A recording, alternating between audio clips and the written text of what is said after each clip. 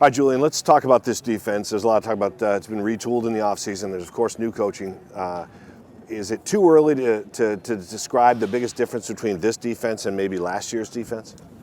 Yeah, I would say it's a little early, but it's obviously different schemes, different philosophy.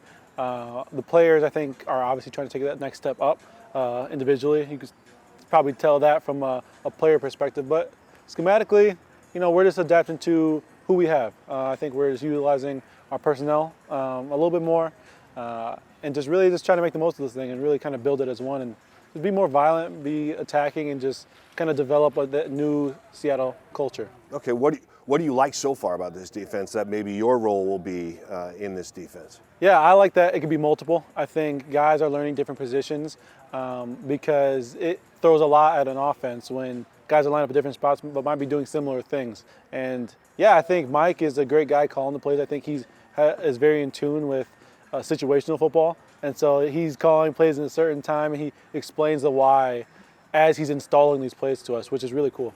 Yeah, that's a lot. I'm hearing a lot of that from the players, that he's real open with his communication and makes things really clear for you guys. And obviously a veteran like you can appreciate that. Yeah, I always love it when somebody just kind of shoots it straight. And he's a guy who is saying that he wants to be asked those questions. He wants players to be curious because he better have an answer, is his words. And he says that, if he doesn't have an answer for what we're asking, then it shouldn't be in the game plan, which is pretty unique. Coaches don't usually have that sense of humility to really be open and accessible in that way. You had one of the great stories last year, of course, and I know you probably talked a lot about it over the last 6-7 months, but Noah was born, your son was born Friday, Christmas weekend. Yeah. Saturday you jump on a plane and go to Nashville. Sunday you play in the game. What was it like for you? And when you look back at that, do you constantly reflect on what a wild week that was? Because you did not practice at all. Yes, it was a crazy week. And then, going back a few more days, that Monday night game was the Philly game. And so I had a great game, got some accolades for that game. And it was really cool, I would say, because it allowed me to just kind of separate from all that was going on, not get caught up in the hype of anything and just really just be there for my family. And then the baby was born, and then I had my time, and then I realized I had to be back for my other family on Sunday. I know they needed me, and so it was crazy. It was a lot for sure. Not much sleep going on. Sleeping on that hospital couch thing was not ideal, but we made it happen, and thankfully this organization had my back in it all. I know that's not everywhere across the league, and I'm very grateful that everyone around here just had my back and allowed me to be first-time dad, as well as be a teammate. And your wife allowed you to be, the family man, but also allowed you to continue with this great career you're having. And so that there was some flexibility there. But yeah. as you look back at that, that's a real character builder, isn't it? Like it's a test of you mentally and physically to be able to get through that kind of a week. Yeah, I think I just try to. My mindset last year was just to keep the main thing. When I'm, in football, when I'm here, whatever role I'm in, just try to be locked in, try to do the best I can, because it was changing week to week. And then when I'm home, just be attentive to my, at the time, pregnant wife, and be everything that she needs me to be. And so it was freeing in a way, like I said, because I was where my feet were. As soon as I got home, I wasn't thinking about football. As soon as I was here, I was thinking about my wife, but I was locked into those plays and just trying to be there because my teammates needed me to be attentive. And it was tough at times for sure. And my wife is a soldier. She's very selfless, and every spouse in this profession is in that way because it's tough. It's, you're traveling almost every other weekend. You're here, the hours are kind of random, but everyone just had my support, and I'm just incredibly grateful for it all. Okay, let's go back to your college days at Notre Dame. Yeah. You went to Notre Dame football games with your dad as a kid. So when you got offered a scholarship, was that just a dream come true? Was it a no-brainer that you were going?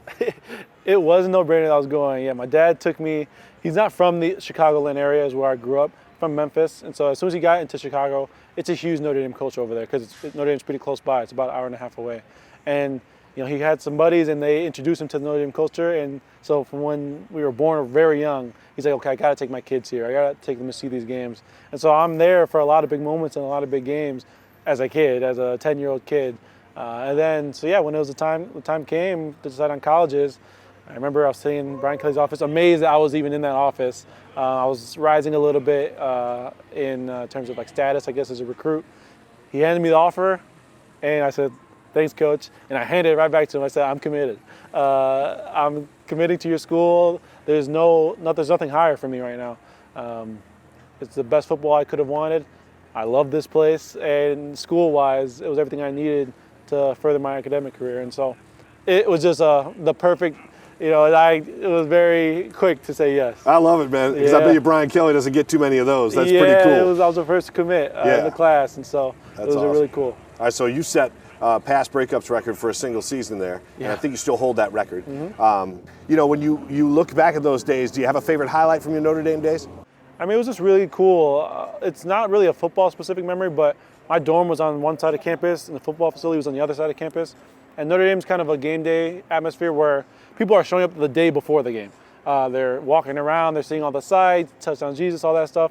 And I just always remember that walk from my dorm, Duncan Hall. It was like a mile walk to the football facility. Just that walk before game day was always so cool because you could smell the tailgating happening the day before. The campus is packed. It's not a big campus, but it was packed, and it was really cool. And I don't know, going back, I appreciate that atmosphere of Notre Dame football games. And then on the field, football's football. I loved it there, but just seeing the atmosphere and what it meant to people was always special to me. Yeah. Your youth football camp continues to go strong. Yeah. Why so committed to the youth football camp and things like that?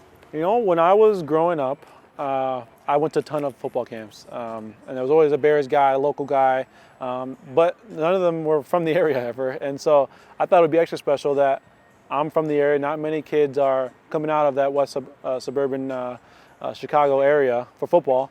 Not more so nowadays they are. And so I just wanted to be there. I just wanted to be a presence and to let somebody know that, hey, the guy who lives a few blocks over, the guy who is from here was able to do it. And I go back and it's completely free for the kids because I just want to just create a really cool atmosphere for them. I try to get as many professional college level players as possible because I think that boasts and that breeds a sense of, okay, like these guys are from here, they could do it, I could do it too. And so, just completed year 4, going on year 5, and each year is getting better and better. And about 300 kids this year, and so I'm extremely proud of what we were able to do over there. I'll leave you with one kid's question. So let's go back to you when you were a kid. Was there a Christmas present or a birthday present that you really dug as a kid? I grew up in a video game era, and so it was I got the Xbox 360 for Christmas one year, and it was like, oh my gosh, I have my own game, I have my own system, and it was mine, which was the big thing. I was gifted it. I have a brother, I have a sister, but it was my gift, and so I could control who was playing. I don't know, it was always cool just with all my cousins and everybody. You open up right away on Christmas and get to gaming or get to playing, and so we stayed up all night that night just playing away, and it was cool because all my family was around. Yeah, you must have lost your mind when you opened that thing. Oh yeah, listen, that's we have a lot of cousins and we all did it together, and so to get a big gift like that amongst everybody else was pretty special. Cool. Santa looked out for me, thankfully. All right, Julian. Thanks talking to you. Appreciate you. Thank you.